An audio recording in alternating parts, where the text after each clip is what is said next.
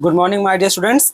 आज हम लोग मेजरमेंट ऑफ नेशनल इनकम देखेंगे। ठीक है, थ्योरी पे थोड़ा कम फोकस करेंगे, मेनली हम लोग इसमें प्रैक्टिकल क्वेश्चन पे आज ज्यादा फोकस करेंगे। ठीक है, तो सबसे पहले जो फोकस करेंगे वो क्या, आपका वैल्यू एडेड मेथड पे फोकस करेंगे, जिसमें जो पहला चीज है वैल्यू एडेड मेथड में शॉर्ट में अगर बताएं तो जो भी इस मेथड में हम लोग करते क्या है, जो भी वैल्यू एडिशन होते रहता है ना, उन सभी वैल्यू को जोड़ देते हैं और उसके दम पे हम लोग अपना नेशनल इनकम निकालते हैं। ठीक है, सिंपल शॉर्ट में थ्योरी यही है इसका।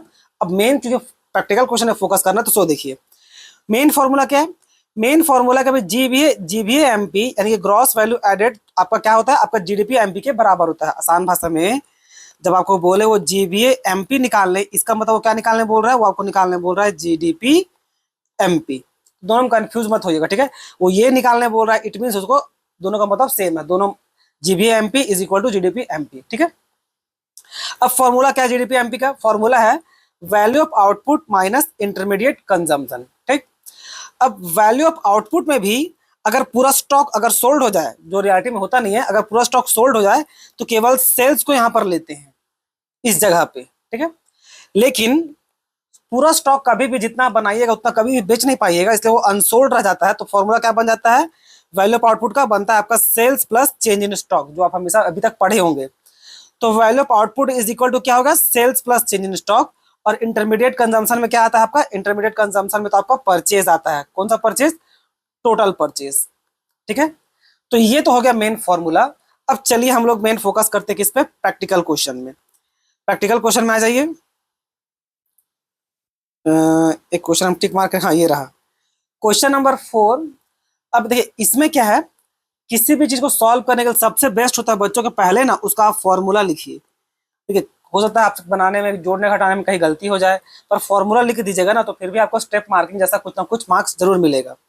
अब ये क्वेश्चन क्या बोलता है, the question asks to calculate, क्या निकालने बोल रहा है, जीबीए एफसी, यानी कि वो निकालने क्या बोल रहा है, जीबीए एफसी निकालने बोल रहा है। इट मीन्स क्या निकालना है आपको, आपको निकालना है जीडीपी एफसी।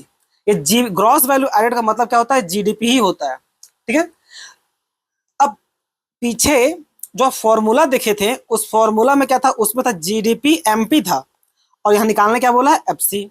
तो पहले जीडीपी एमपी का जो फॉर्मूला सो लिख लीजिए। GDP MP is equal to क्या था आपका, था वैल्यू ऑफ आउटपुट,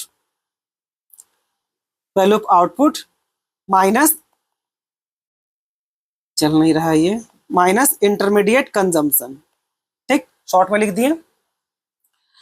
अब वैल्यू ऑफ आउटपुट का फॉर्मूला क्या था, वैल्यू ऑफ आउटपुट का फॉर्मूला था sales plus change in stock. ये आपका डेल्टा का सैंपल है यानी कि चेंज इन स्टॉक, और माइनस जो इंटरमीडिएट कंजम्पशन है सो तो है ही। ठीक, अब बस वैल्यू केवल बैठाते हैं। चलिए इधर आ जाइए, थोड़ा स्पेस स्पेस रहेगा। देखिए ये कैसे किया वो बाद में छोड़ दीजिए। अब देखिए सबसे पहले है हम लोग को लेना क्या, सेल्स। तो सेल्स के लिए आपको क्या चाहिए, यूनिट ऑफ आउटपुट सोल्ड। यहाँ पर आपको नंबर ऑफ यूनिट दिया हुआ है और हर एक यूनिट का प्राइस दे दिया है। तो सिंपली कुछ करना नहीं है, 1000 को क्या करेंगे, 1000 को हम लोग 30 से गुना कर देंगे। ठीक है, तो इससे क्या होगा, हम लोग का सेल्स का वैल्यू आ गया। ठीक, फिर plus change in stock. Plus change in stock का फॉर्मूला क्या था, आपका फॉर्मूला था closing stock minus opening stock. ठीक, अब देखिए क्लोजिंग स्टॉक कहाँ है इसमें खोजिए, तो ये रहा आपका क्लोजिंग स्टॉक, ये रहा आपका ओपनिंग स्टॉक। तो वैल्यू बैठा दीजिए, वैल्यू है 3000 माइनस 2000। ठीक है, और हम लोग को चाहिए इंटरमीडिएट कंजम्पशन चाहिए। इंटरमीडिएट कंजम्पशन गिवन है, देखिए आपका ये रहा आपका इंटरमीडिएट कॉस्ट कितना है, 12000, तो माइनस 12000। अब इसमें बाकी जो आइटम है जैसे कि डेप्रिसिएशन, ये तो बात का चीज हो गया। एक्साइज यानी कि आपका एक प्रकार का इंडायरेक्ट टैक्स, वो बात का चीज हो गया। सेल्स टैक्स वो भी आपका एक प्रकार का बात का चीज है, उसको भी छोड़ दीजिए। तो मेन फॉर्मूला के लिए इतना जो चाहिए वो आपके पास अवेलेबल है। अब चलिए इसको कैलकुलेट करते हैं। तो ये 1000 इंटू 30 कितना हो गया, 30,000,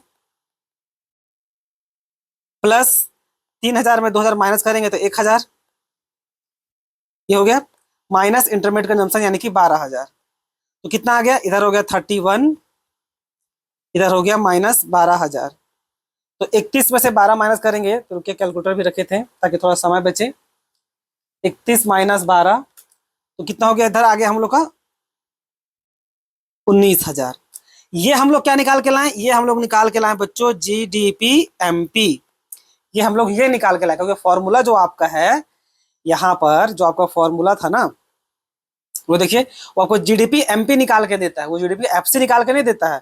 और क्वेश्चन में आपको क्या बोल रहा है निकालने के लिए, क्वेश्चन में आपको बोला है वो कि आप जीडीपी जीडीपी एफसी निकाल के दीजिए। तो कोई बात है, चलिए कन्वर्ट कर देते हैं।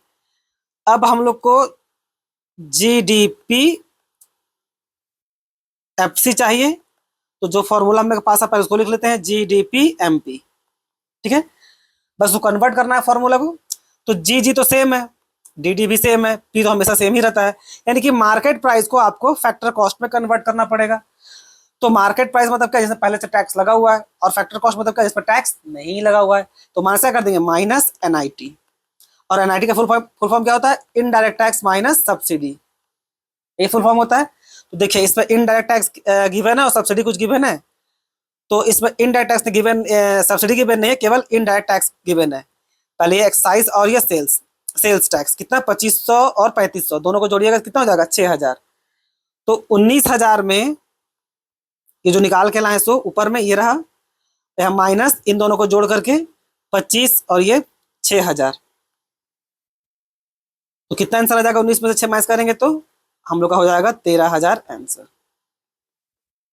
देखिए ये 13000 निकाल के लाया है ये भी। तो ये था बच्चों आपका क्या, ये था हम लोग का ग्रॉस वैल्यू एडेड मेथड से निकालने का फॉर्मूला, यानी कि वैल्यू एडेड मेथड से निकालने का फॉर्मूला। देखिए सबसे बेस्ट तरीका यही होता है बच्चों कि पहले आप फॉर्मूला को लिख दीजिए, फॉर्मूला याद कर लीजिएगा, तो आधा मेहनत ऐसे ही हो जाएगा। तो ये हो गया। अब हम लोग नेक्स्ट मेथड की तरफ